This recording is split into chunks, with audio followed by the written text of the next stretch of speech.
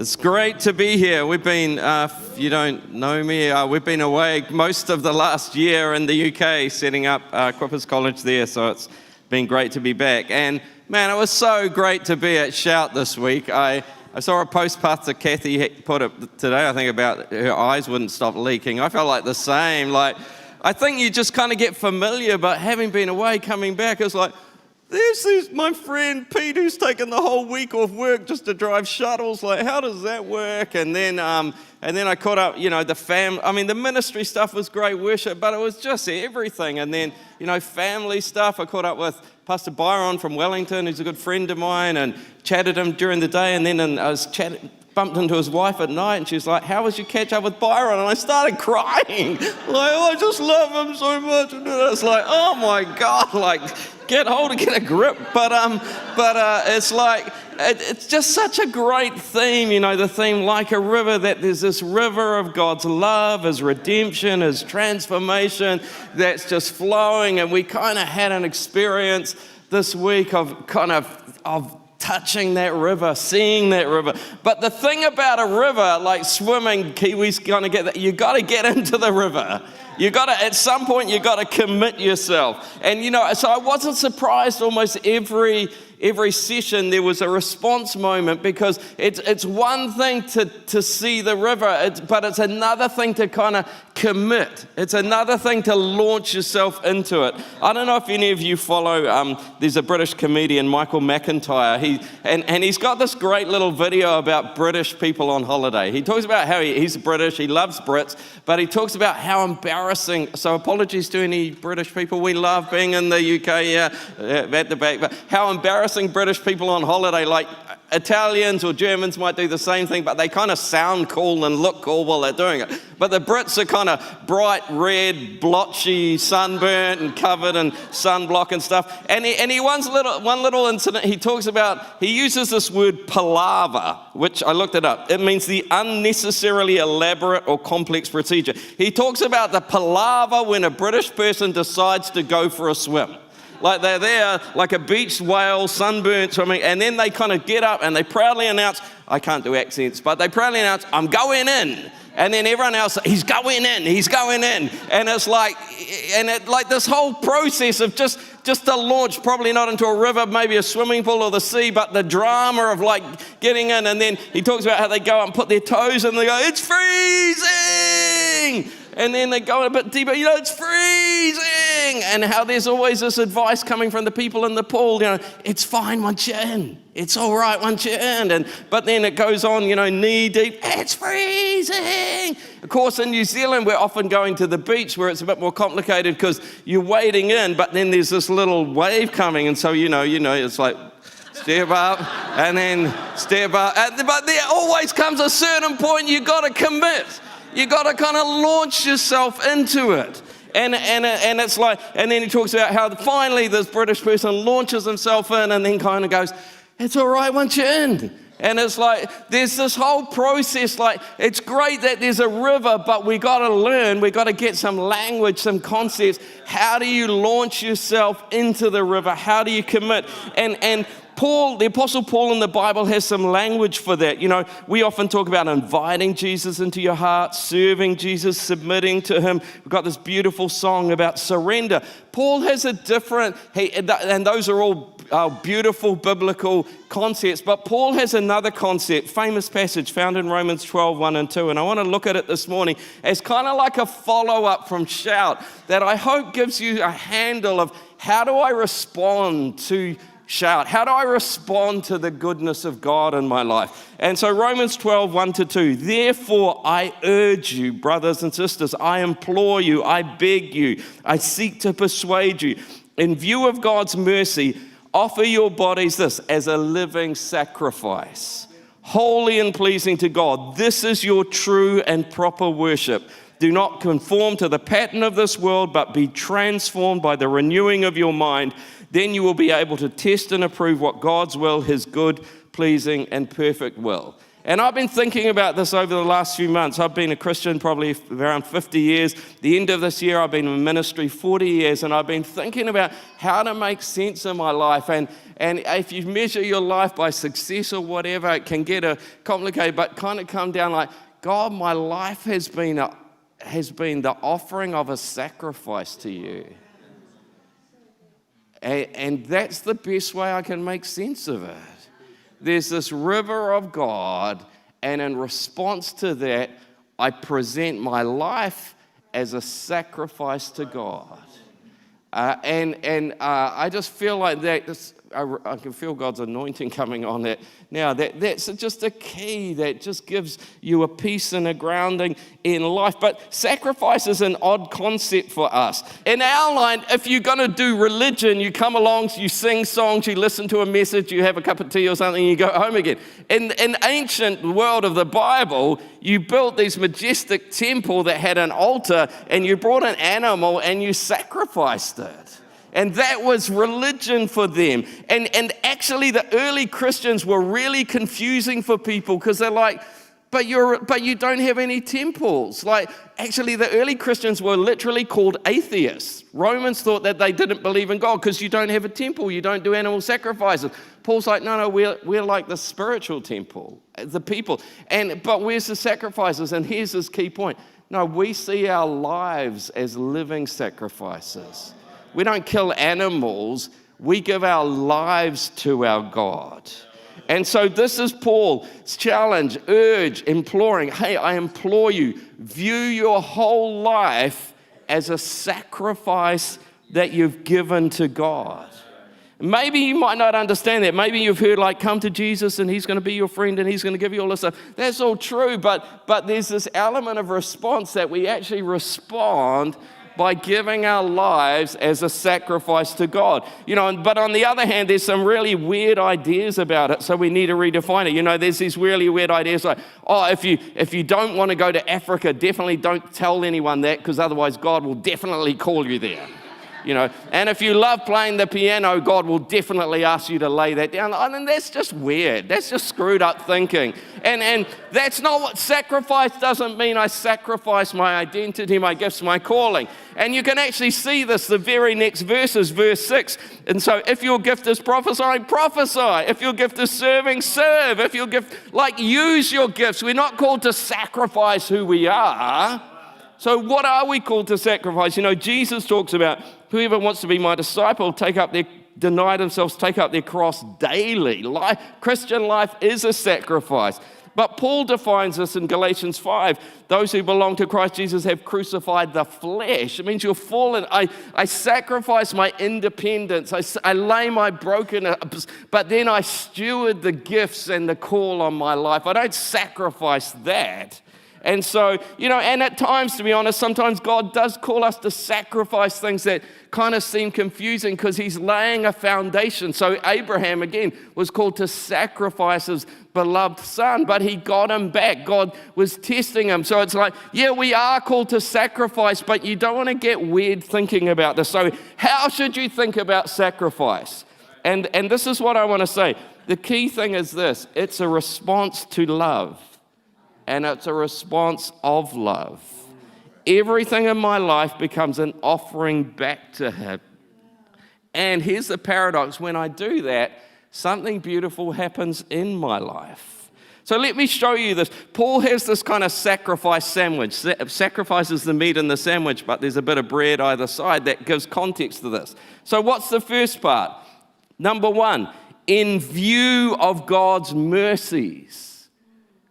Paul has spent 11 chapters outlining what? How God loves you, how God has sacrificed himself for you. We sacrifice in response to the sacrifice that God has made for us. And how we should think about it is a bit like a wedding service. In verse 1 it says, present your bodies as a living sacrifice. I don't know if you know the traditional wedding service, the Anglican wedding service, the Book of Common Prayer.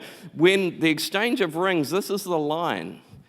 With this ring I thee wed, with my body I thee worship. With all my worldly goods I thee endow. That's quite a shocking line. With my body I thee worship. And it's like, worship? Like these people were theological, and it's Old English. With my body I give everything I am to recognize your worth. And it's like the picture of a wedding vows that the groom has stood and said, I've given everything I have to you. And we stand like the bride of Christ going, and in response to that, I give everything I am to you, God. It's like a wedding service. It's a vows of love. There's a New Testament, Christianity is a mutual exchange of vows of sacrificial giving. God's like, I'm totally for you. I love you. I've given myself to you. And there's this invitation for us in view of that then to respond. And Jesus, I give myself to you in love. There's a New Testament theologian, John Barclay, who's written a lot the last few years about the concept of grace and gift. We tend to see, gift is all about unconditional. It's not conditional. He's like, yeah, true, but in those ancient cultures, and it's even true in ours, when you give, you're looking to build a reciprocal relationship. Like if you're always shouting someone out for lunch and they never buy lunch back, there's something weird there, isn't there? It's like it wasn't unconditional, but it was an invitation into some kind of mutual relationship. And so God gives himself unconditioned to us, but there's no relationship unless there's a reciprocal response that I give myself back to him. He sacrifices himself to me. I give my body to you. And he invites us, would you give yourself back to me as a sacrifice in response to that? I found this quote from a book I'm going to talk about a bit later. It talks about the two hands of faith. It's old-fashioned language from the 1600s. Presumptuous faith is lame of one hand. It has a hand to receive pardon in heaven from God, but no hand to give up itself to God. True faith hath the use of both her hands. My beloved is mine, there the soul takes Christ, and I am his. There she surrenders herself to the use and service of Christ. How do I get in the river? In response to all he has given me. The greatest thing, the only thing that makes sense is, God, my whole life is a sacrifice back to you. I've been doing that a long time. It works. But it's not a command, it's a plea, it's a voluntary response. But as I said, it's like a sandwich, because it's like, in view of God's mercies, I implore you, give your life as a living sacrifice. That's your spiritual worship. But then Paul has, the result of that is also quite unusual. He says this is your spiritual worship, this is pleasing to God. But here's the paradox. He says, if you'll do this, you'll actually end up discovering that it's really pleasing to you. You'll test and approve God's will. You'll put it to the test and you'll put a tick of approval. This works. And again, I can say from having been a follower of Jesus for a long time, it works. When you sacrifice your life to him, he gives you the best possible life that you can imagine. It's like taste and see. He actually says you will test it and approve it if you commit to him. Put it to the test. You're going to see that you will live the life that you were purposed for. I remember in my early 20s, possibly just 20, God had called me to go to university. I didn't really want to be there, and I was having a grumble one day, and I felt God just say this: if you could see what you would be doing when you were 30, you would like it. That's a long time ago now, 30. But if I could see what I would do with the rest of my life, I would tick of approval. It works. Because not only has he given himself for me when I sacrifice, he made me. He knows what he made me for, and his will is going to be for that. In fact, he uses 3 words. You'll test and approve God's will. You'll see that it's good, that it's pleasing, and that it's perfect. Good sounds a bit weak, but that's creation language. This is good. Life is good doing it God's way. Not only that, it's pleasing to me. Man, this is fun. Christine and I are just living the dream currently. There's a cost to it, but we're also living, it's really pleasing to do things God's way. And then he makes a radical statement, God's will, good, pleasing. This should blow our mind, perfect. If I will sacrifice myself to God, I will discover that His will for my life is perfect for me. That should blow your mind. His will for your life will be perfect. If you will put your life on the altar, He will give you back the life that you were always destined for. In Greek, the word perfect has the sense of finding fulfillment, fulfilling purpose, reaching its goal. It's this incredible paradox that if I will surrender, if I will sacrifice my life, I am going to achieve everything that I was created to be. And it's like, that's the context of sacrifice. It's like, in view of His sacrifice to me, I give my life to Him, and then He gives me back the life that I was always meant to live. And it's like, oh my goodness. And then in the middle is this whole thing, don't be conformed. Like, don't let your small dreams and desires and plans get in the way. Be transformed. It's like, you are going to become the person that can reach your destiny. If you'll put your life on the altar, then He'll engage you in this process of transformation, and you are going to become the person that you always dreamed that you could be.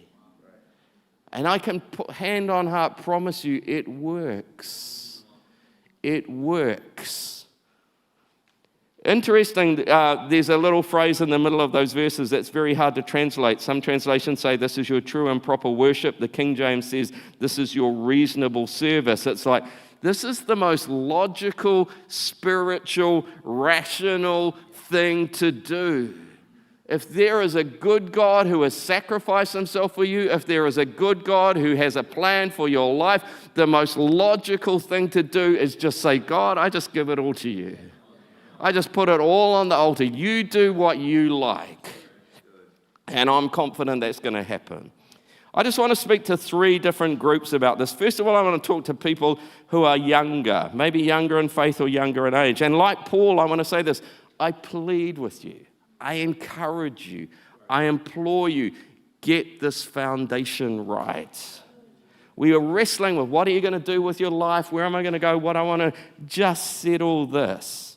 It's actually Christine and I's 35th wedding anniversary today, which is pretty cool. Yeah, but there have been some hard times in marriage and family, but one of the things as I appreciate, underneath it all, there's a shared commitment. No, we both put our lives on the altar for God. So that's never in doubt. The question is only, God, what are you saying now? Because we settled that. We settled it as teenagers. We settled it in our early 20s. We put our lives on the altar. And we've just sought to outwork that for the last 35 years as a couple. For me, the last 40 years in ministry, the last 50 years as a Christian. And it's like, I implore you, the most logical, rational, spiritual thing you can do as a young person, just say, God, I give it all to you. I give it all to you.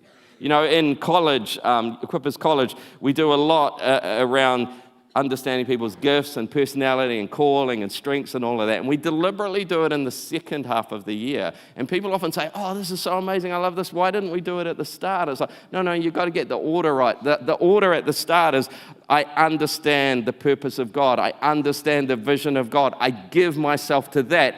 And then I ask, how has He wired me to serve in that? If I get it around the wrong way, it becomes all about me. And I implore you, get the order right. God, first of all, I sacrifice my life to you. Now, God, how have you wired me? What are the dreams and desires you've put in me? What are the strengths and gifts? But the foundation, my whole life is a sacrifice, because there's going to be times that you're going to lose your way. There's going to be times it's going to be real hard. You've got to go back to a foundation that, God, I've given it all to you to be part of this river. Paul said, I plead with you, get this right. Jesus talked about this. Whoever finds their life will lose it. Whoever loses their life for my sake will find it. Matthew 16, whoever wants to save their life will lose it. Whoever loses their life for me will find it. I know for me, I can go back to at like a conference, like Shout, when I was 15 years old, just standing at the front, just going, God, I give it all to you. 6 years later, God coming back and saying, you told me that I could have your life. I was like, yeah, I did. Pastor Bruce will talk about a moment as a young farmer kneeling on the cow track and just surrendering to God.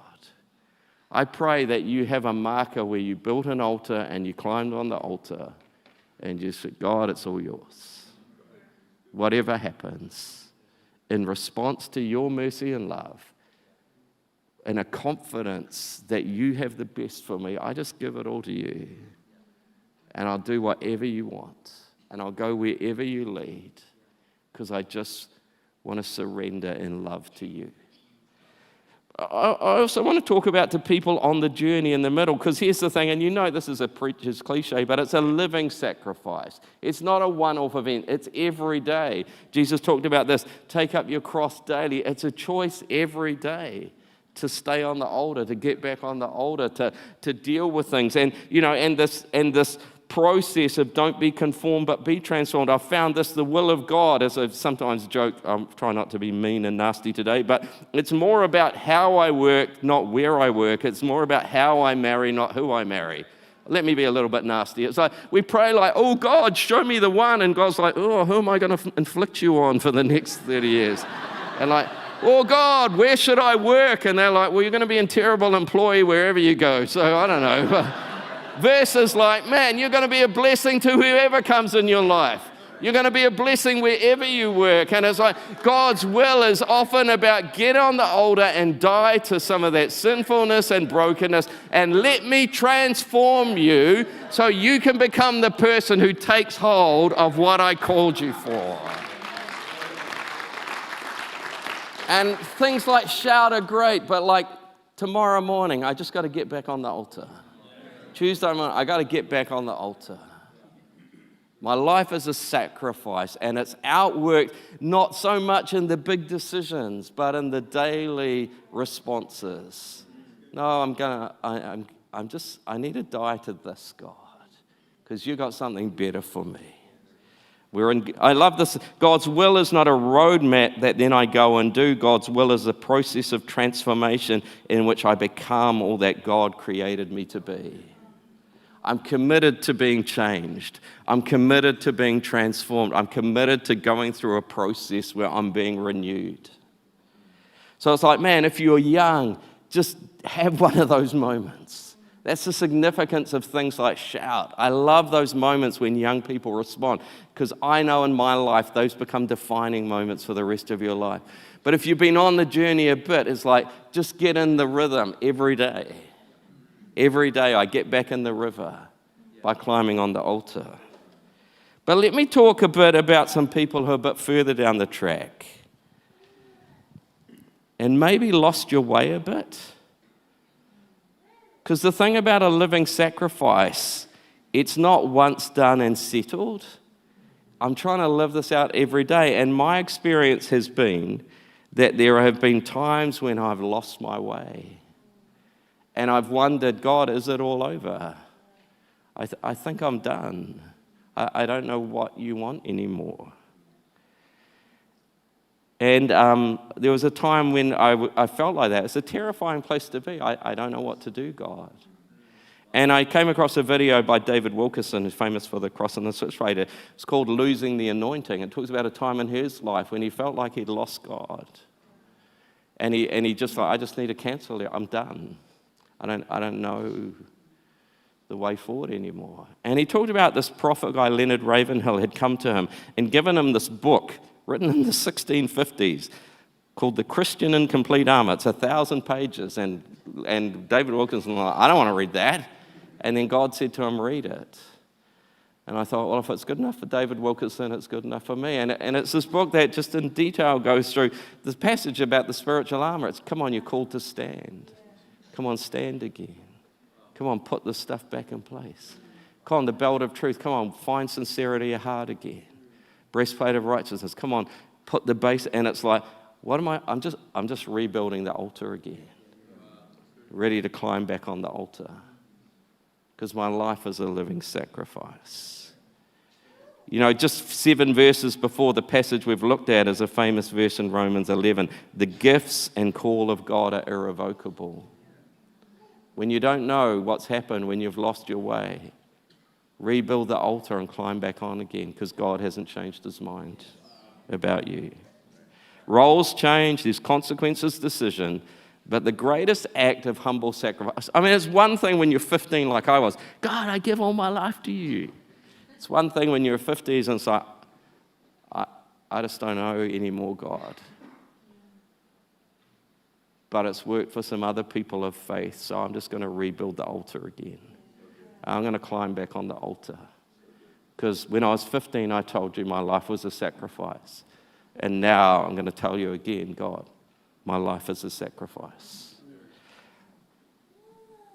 I just want to show you this. I don't have a lot of time, but from 2 incidents in the life of David, how he did this. Famous one, 2 Samuel 11. In the spring, at the time when kings go off to war, that was his destiny, that was his call. David sent Joab out with the king's men. And if you know the story, then he saw this woman, he committed adultery, he lied, he deceived, he committed murder. A prophet challenged him.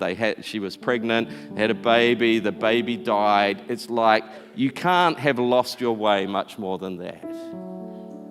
And then it just says this beautiful thing in verse 24, after the baby died. Just let God's love touch you. Then God comforted his wife Bathsheba, and he went to her and made love to her. And she gave birth to a son, and they named him Solomon. The Lord loved him. And because the Lord loved him, he sent word through Nathan the prophet to name him Jedediah, loved by the Lord. Everything that David had done, it hadn't taken him outside the love of God. He hadn't stepped outside the love of God.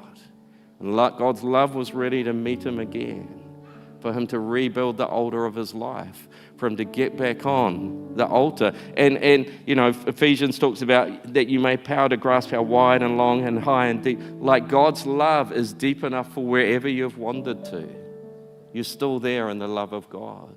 And the invitation is to rebuild. And I love how it just says in verse 26, the same guy Joab had fought against these other guys, and he sent messages to David, and he says, I fought against Rabbah and taken its water supply. Now David, muster the troops, besiege the city, otherwise I will take the city and it'll be named after me. David mustered the entire army, went there. David took the crown, put it on his head. His mate was like, come on, David, it's time to get back on the horse. Come on, David, it's time to rebuild the altar. You made some bad decisions. You lost your way. It hasn't taken you outside the love of God. Come on, David, get back. Get back, giving your life as a sacrifice to God. I'm still with you. I'm still for you. I'm still going to use you. You know, there was a second incident when David lost the plot again. It's found in 2 Samuel 24. He took a census. Hard to know what was so bad about it, but everyone knew it was really bad. It was around self-reliance and dependence, and it unleashes this judgment upon Israel. And David's terrified, like he's really messed up.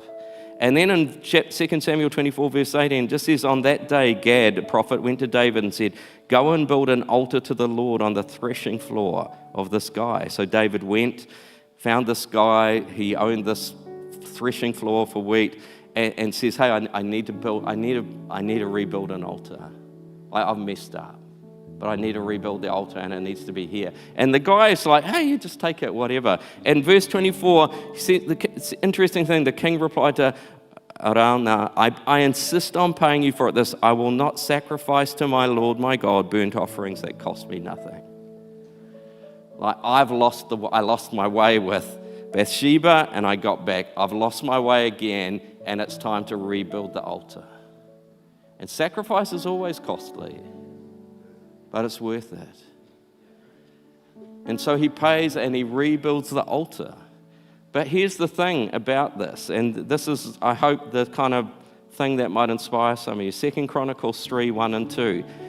Then Solomon began to build the temple of the Lord in Jerusalem on Mount Moriah, where the Lord had appeared to his father David. It was on the threshing floor of Araunah the Jebusite, the place provided by David. Can I tell you, the battle when you've lost your way to rebuild the altar, is not just for your victory and your destiny. You're actually laying the platform for the next generation. And David knew that he needed to get back on the altar, not just for the purpose of his life, but because it was going to set up the next generation. Like Paul said, if you've lost your way a bit, if you've been doing this Christian thing I plead with you, I implore you, again, present your bodies as a living sacrifice. You don't know what you're creating for future generations. I was in a phase like this a while ago, and I just got to this point. I'm like, God, it's just too hard. I can't do this anymore. And I just felt God speak to me and just say 2 words. He just says, it matters. And I want to say that to you. You rebuilding the altar, you getting back on the altar, it matters. It matters in ways that you have no idea of. It matters for generations that will come. It matters for people who are watching. It matters. It matters. Can I invite you to stand?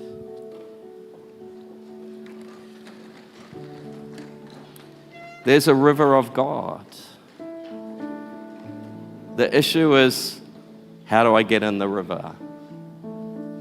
The language of Paul is, I present my life as a living sacrifice.